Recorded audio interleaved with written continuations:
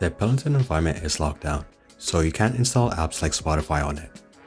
Nevertheless, here's a way to access the web browser whether you have a subscription or not. Make sure you've connected to your internet either by Wi-Fi or Ethernet port. First, go to the settings panel, which is in the top right corner of the screen. Second, select the device settings. Scroll down to the system section and click About Tablet. Select Legal Information and then System Web View Licenses. In this area, you'll get a list of credit, but they don't matter. Just click on the homepage text and it'll open up a browser. Once I clear the URL bar, I can choose whatever website I want. If you made it this far, make sure to like, subscribe, and share. It'll help the channel grow and allow me to produce more content that you'll enjoy. Let's watch a quick tech review video on YouTube. When I tried to scale the resolution higher, the video started glitching and slowing down.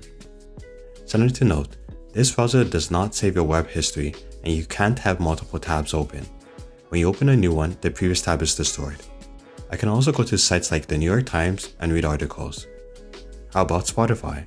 I can visit the site and even listen to 30-second snippets of the songs. If I want to hear my own playlist though, I can log in with my Google, Facebook, or Apple account. The thing I didn't like about this web browser is that you can't go back to the previous page.